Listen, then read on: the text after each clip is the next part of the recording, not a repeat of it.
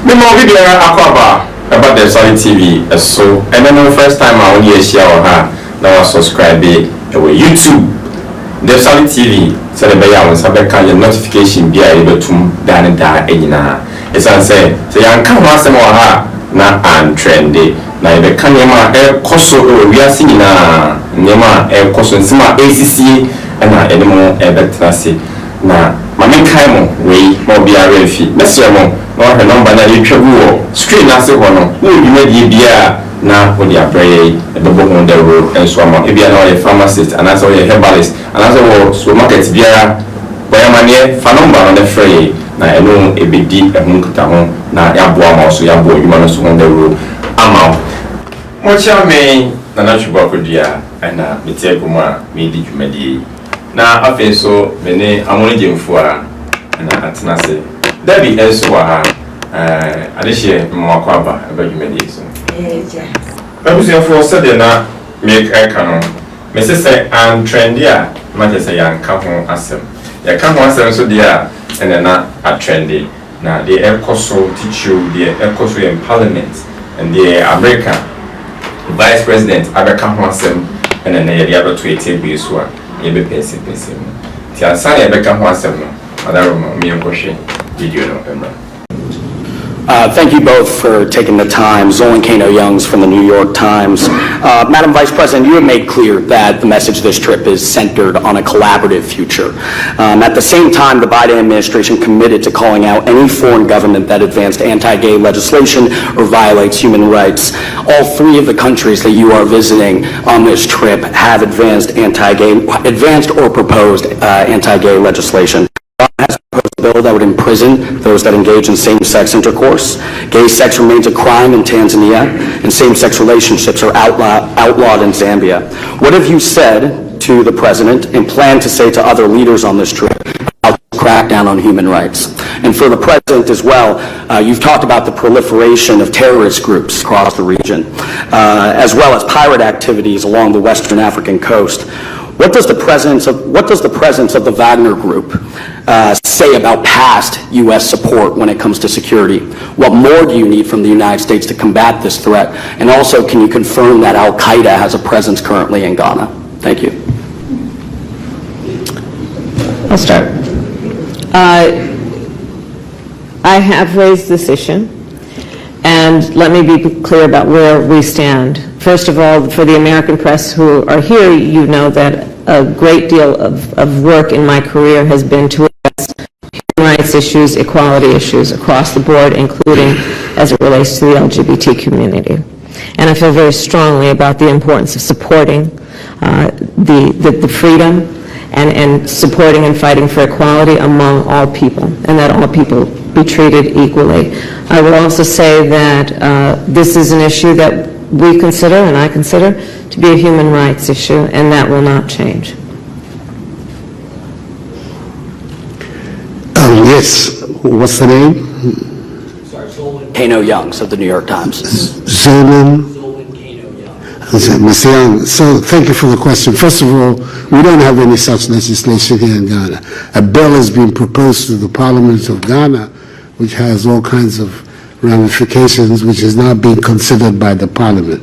It hasn't been passed, so the statement that there is legislation in Ghana to that effect is not accurate. The bill is going through the Parliament. It's going through the Parliament. The Attorney General has found it necessary to speak to the committee about it regarding the constitutionality or otherwise of several of its provisions, and the Parliament is dealing with it. At the end of the process, I will come in.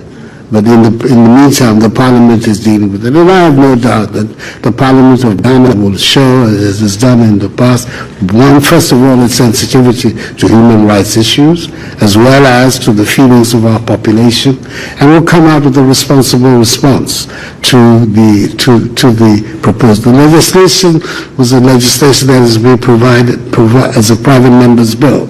This is not an official legislation of the government, but it is one that has been being mooted by a handful of private members. So we will see what the final outcome of it. But my understanding from a recent discussion with the committee, the substantial elements of the bill have already been modified as a result of the intervention of the Attorney General. We will see what the final outcome will be, and that is the stage at which I will also have the opportunity to prevent. Kuya Vice President America, Mampanya bi de chibeka ho asem no.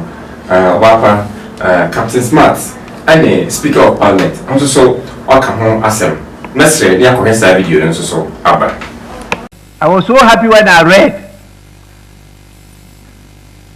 that Pope Francis directed that no Reverend Father should celebrate over a gay or lesbian marriage.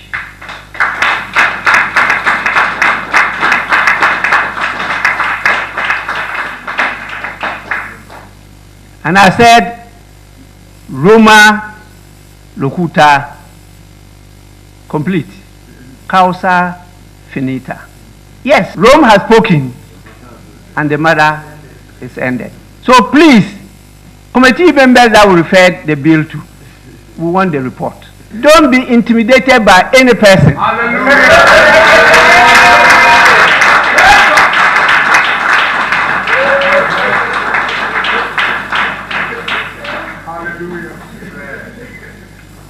I made this statement when I was a member of the European Parliament, European ACP Parliament in Brussels.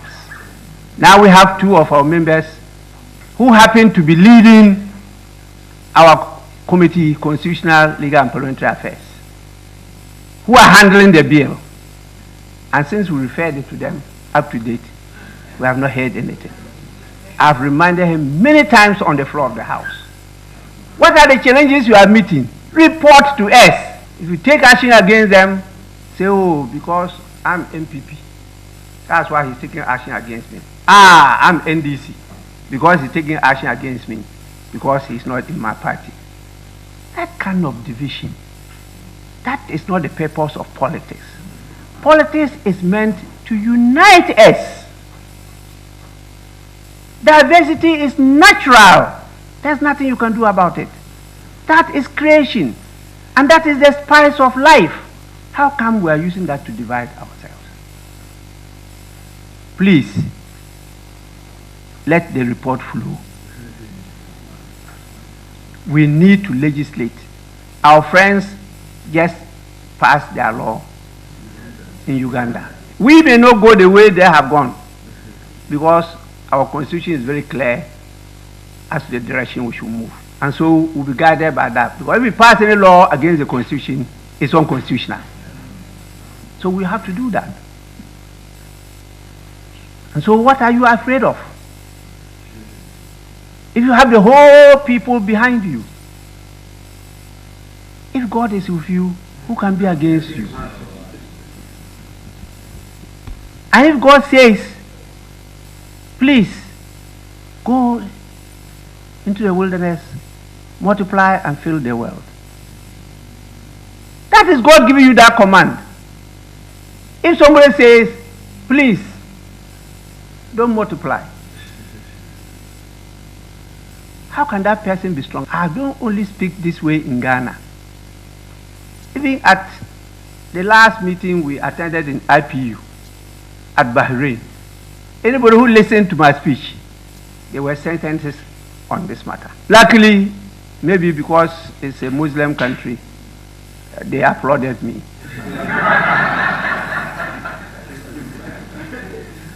If they're somewhere else, they will be asking questions. As the Vice President just did, is it yesterday? I mean, these things should not be tolerated. That is undemocratic. What is democracy?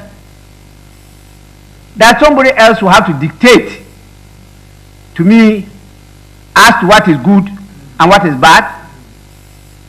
Unheard of. Because we have decided to devalue ourselves and go a-begging. Come on. We have more than enough. God has created more than enough for every person. It's just because you are looking at somebody else's share, not yours. We have enough in the world. The bill will be passed.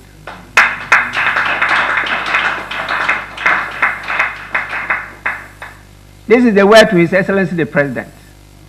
There is no way he can intervene. That answer he gave. That is now before Parliament. And when he gets to a stage that he will come in. Hey, please. This is legislation. This is not execution. Wait until we pass it and then we direct you to execute it. That is when you come in. That is why we are representatives of the people. So in terms of law, which is part of policy, we finalize it. And then the executive now have the authority to implement it, to execute it. Let's get this clear. Once this bill is before here, he is not in charge. I am in charge.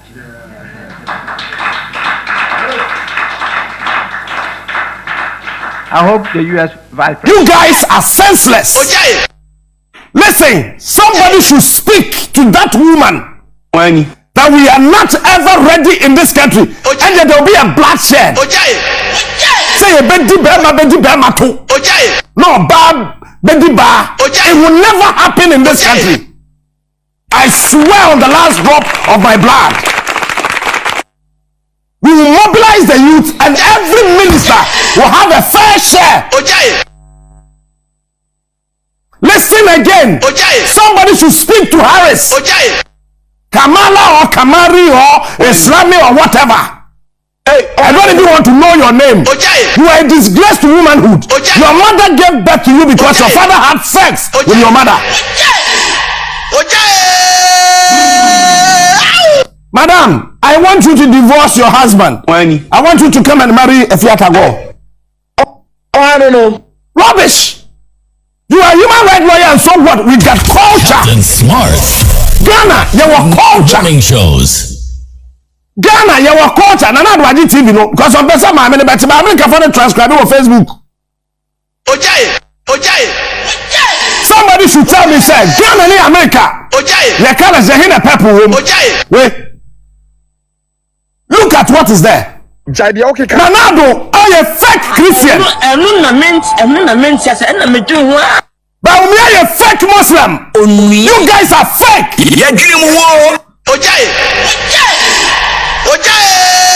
And Nana Addo, let me take Baumia out.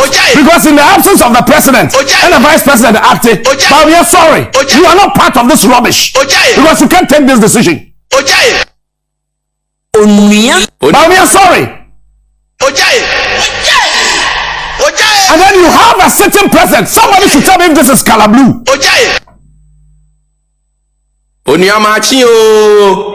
Captain Smart. For the gay four colors up to Ghana, God will punish us.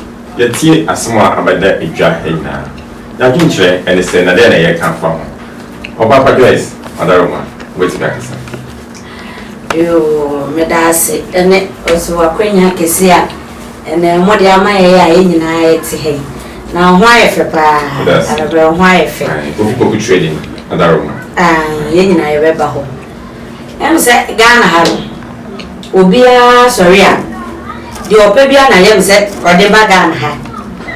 Se nya de opa obi ntimi free ni man mu. Em keka ne wo pe enkyere ye.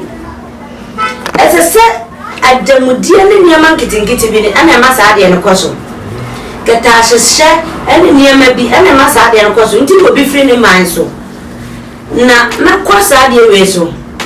Tumu ne sa niam na yentimi si pin so empanyimfo binum asipi batom pese ebehu empanyimfo bi nyaaya ankasa ade ne ekoso batom pese ye behu se omuntimi nyi omani sika twitwiri dia aba ayesi yempe ye twitwene hu ebi bedi ahwe omosotsim ebi bedi ahwe omosotsim ende sabi ye ma ya nkitenkiti adi sikai tumu eyade ekoso lesbian eyade ekoso ofiri ne mamu baaye no ode ma baaye enya mema no ode omba Oba sa ko oba no oni kun ne bae.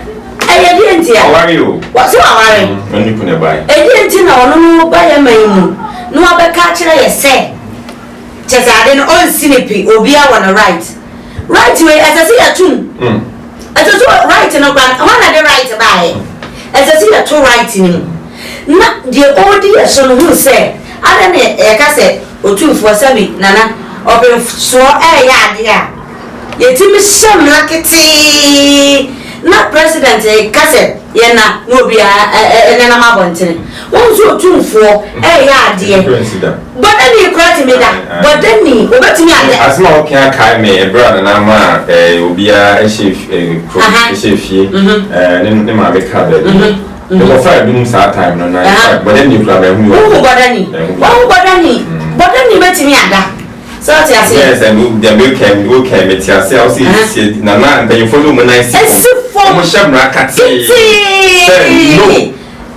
no sabu ka say ana tutu amu me yehunu Wadaruma, dear sister economy, me phone so. If you say in painful, now mudi or minus no. Money ye be on my the treatment for no more catasumu so. Ain't it a mat be your home, one person more ain't see so my ye. But so we a reasonable person. Now it's now no who near Cosna. It's as if someone jatun, but one in on Munya day, MBA and fan country. Or no vice no obano. Oni ni kun ne bae anyo oba na edidi na echi bae odi ni kun ne bae e na se edini de kwa to nchen a bible e ma yeti ase se ye mewu enjoy and share asase so that is it is a ye wo a ye ni oba ekohia awon besi de happen ye ni be ma kohia besi de na it's not just on yami asem kwa no ya to atwe e so me wo didi bi say ye a Christopher any Muslim for ye na when you see Quran yes you see Bible obi a tre de ye me ji say Bible e tre enoma enye say yenye e na Quran for dem so esa it is enoma na eye na e wo say ye disu dia ente adenti ena e wo say ana yenye leaders no akwadro bi afoforo wo mo ena dia wo say omo ya e be ma ebibi mai Ghana ma yenya ahoto na mo ntimi enye enti de bia no na bia no asebe ntwa no oyema adaroma ususu se die pa na wo se ye na sa asem wi emmetini emetna asem ani oh okay so your president in Kasai esese wotimi bia na wakasa enkasa so mu kasa bia no de abatu wani mu na aka bibi kakra fa no no de o kan ne se on shey kate se on penso na se on penso and say omuni gina fa ho die na chi se yemfo bia fa ho die e man human rights no so enti no wo percent go si so kate de na si from say no say that so no your my opinion so and your my opinion yes or say that and right there was so to me share abia ba ko me kwa no ama adwuma so wasase me woni say abrofi ya kwa di kan ba yempum ho aka ne ya na no mpeso na yenim die fe na atre kwa ya die nsa ne didi ai ya be ma jokoto be say SPOON so yakopo jama you already that's it ya die nsa ne didi na abrofi timi aba educate ye ama hu say the more I would say do say the biana or show hands no the biana was only a clean and see o introduce spoon mi say e come say asaba ge abe transit e say kwa public nessa o do nsa e dia o fair so na emi ye adia na ye but abafnet mi abedi educate am ma say e ye nsa na to ho am ye dia atre e dey didi na aden na safo ya sa ni papo ya asa kwa ba bi ni se dabi ye be bo amu a mo ba ni be ma enda be ma ni be ma enso enda well let me aka say e bibi mine ayesa akwadro honhom ahye ye ma akwadro honhom say eye na ye independent yanka sa share resource ayewo e wo ye mine mu Ghana de ni ana say ye ko school mu their teachers for train and as lecturers for train no mo bua almost say o manganese ye o koko ye wo share battery ye wo coffin ye wo gold Ghana the experience in Bibia we have 4 resources. That's a fact. Including oil. We've got everything. Yeah. All the resources are on my bit with your tumpon. Now, so then I cost away my mind. I'm paying for your arms. I know more Jabby Biana, I am Bassa. It's in your man, I will say it's me on my tumpon. Now, yeah, I jebu. Now, a bofone and to me, no more bar. So said, Bibi shake. Lost beyond was on more implemented Edema, a baby minor. Now, and one a trouble where I bravo. Because I say, actually, Pobe Pa, Anna, a teacher, a bofide Yania.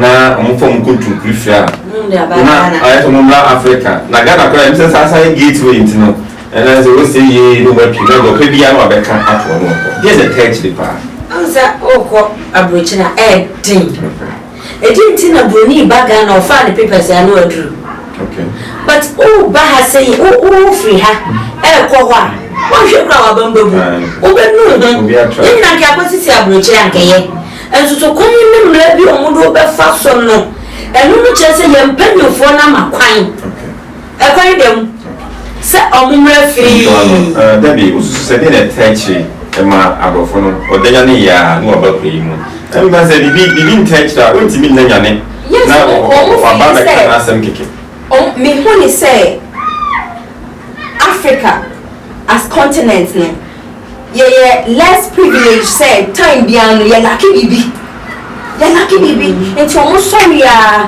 na omo aba implement bibi a omo fi say omo betimi yan omo ba so a omo disika ene bedadai aside sika the sika le techi that is it aside sika then omo de bedadai yan Africa for and now omo sorry na di my mother you bibi anti koko ye will be enso koko ye de ko amanoni na omo akoye chocolate na omo di aba no ma samba to ma intimate phone and then nka koko chocolate nke o se wonya no low cost say price no obi etimi afford bi na de auto nkola ye healthy man nkola enso the price na do fast day card ye yenka intimate identity and am payinfo e hwe fan tutoye rules and kebe govern on minor emma enyoma asisi yi amaye no rules no enye ejuma do chibi that is Ghana for you.